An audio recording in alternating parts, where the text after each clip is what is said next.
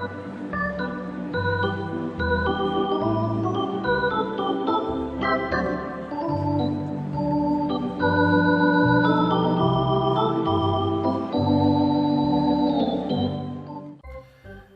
decided I don't want to set build anymore.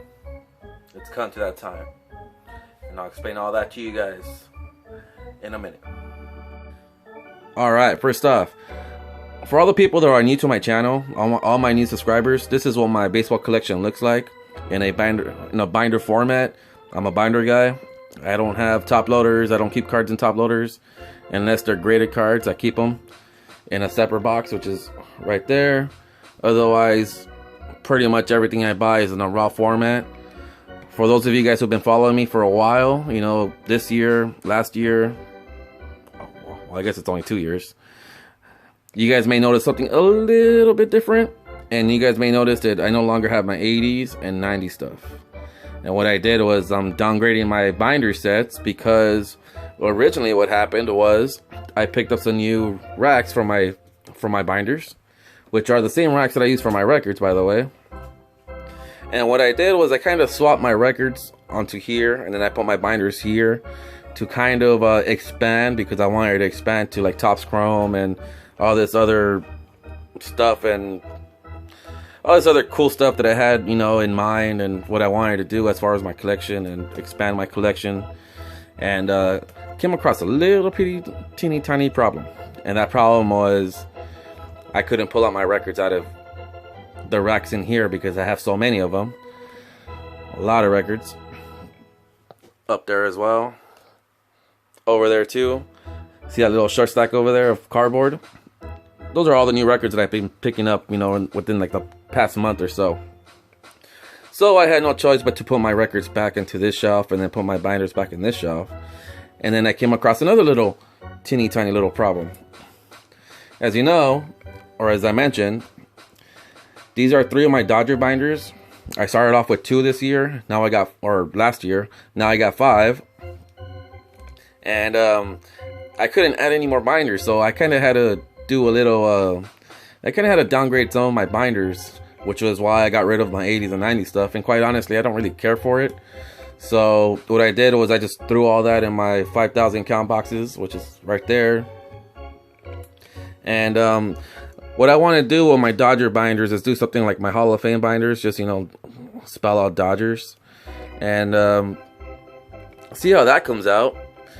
It's going to be a new way of collecting, or expanding at least. Meanwhile, I get rid of all my 80s and 90s binders. Now, not sure what I'm going to do with those yet. I still have them. They're just stored away. And what that did was it created space for me here, and pretty much space here. And all this was filled at one time, at one point. All this was filled. So I'm slowly making some space for myself, and the new way I'm collecting, I've decided that I'm not going to be set building anymore. And what I mean by that is I got 3 packages here. And I'm going to turn around and share these packages with you guys in a minute. But I got 3 packages there, and there are 3 cards that I needed for my 70 set. And the cool thing about set building is you can just pull out a binder and look at the cards whenever you want to look at them. And I noticed I was missing 3 cards on my 79, my 78, my 74, I believe. Or I don't know what it was. Like, quite honestly, I forgot. And now that eBay charges a sales tax, you know, I kind of got a little disappointed at the fact that I spent $20 on 3 cards that I had no desire in collecting at all. And it just makes me think, why even continue set building? Because as y'all know, if you've been following my channel for a while, I'm pretty much like 70% in a lot of my stuff, and all I need are just high numbers for the most part. And I'm not quite sure if I want to be spending, you know, top dollar for a card that I don't really care for to collect. So I'll give you guys an example of exactly what I'm talking about. So let me turn the camera around real quick. Alright guys, so these are the 3 packages that I got, you know, for my 70 set. So I'm going to open them up real quick, and I'm going to show you guys exactly what I'm talking about as far as you know, these common cards, and I think I should have opened these before I made this video. But look at that. One is a checklist. That's what I needed to complete that set. The other one was 74 rookie pitchers, and it's nobody. It's a bunch of El Benchos. Nobody. They're nobodies. And then this one, I had to buy 9 of them just to get that one card. 9. Can you read that? I don't want 9 of them. I just needed 1 of them. And I forget what number it is, but one of these 9s, if you can see, one of these 9s I need. And yeah, I think I'm done. And I'll explain some more right now. Let me turn this around. So yeah, these are the 3 cards that I needed to complete my sets, and I had to buy 11 of them. And I spent over 20 bucks. I think it was like 21 or something after taxes and shipping and all that dumb things. But something fell. Sorry. Fell again. Should have said Kobe. But I think I'm done set building because,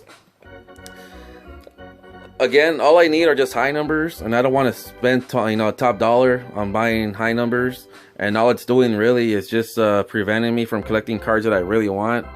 Exactly, like again, I want to pick up Hank Aaron's rookie card and Roberto Clemente rookie cards, and these cards that I actually want to collect, instead of spending my money on a bunch of El Benchos and people that no one's even heard of, and then having to pay top dollar for short prints and high numbers and all that ridiculous stuff.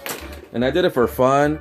I already built the 70 set. I already built the 71, the 68, the 69, the 54 Bowman. That's my second time building that. So a lot of these sets I had already built more than once. And I do it because it's fun, and it helps you appreciate baseball just a little bit more with all these common players and El Benchos and all that fun stuff. It just makes you appreciate baseball some more. But after collecting for like 10 years now, vintage, I think I'm done. I'm done.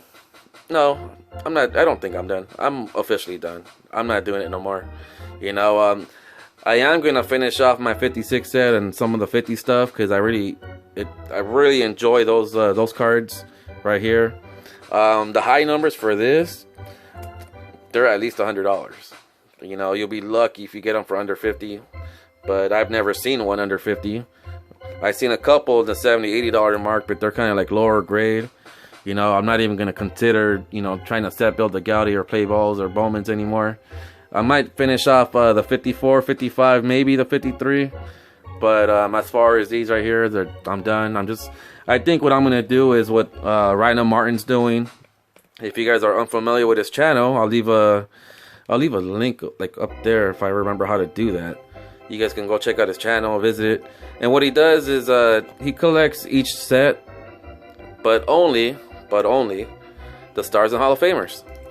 And I think I'm just going to go that route rather than picking up a bunch of cards that I don't want, because I don't want to be buying 9 cards just to get 1 card and then paying a lot of money for a checklist that, look at that, I don't even care for a checklist. In fact, I hate checklists. Checklists? I hate these things, man. Every time I would pull these things out of a pack when I was younger, man, I'd be all pissed off and upset. And sometimes I'd rip a pack open and there'd be like 2 or 3 of them in there. I was like, really? Like, this is what I needed to finish off one of my sets? Really? Yeah, garbage. But it is what it is. And yeah, I think I'm done because of that. So I'm not sure how I'm gonna go about it. Again, like, I want to expand my Dodgers binders exactly like that, because I'm more interested in collecting, Dodger cards.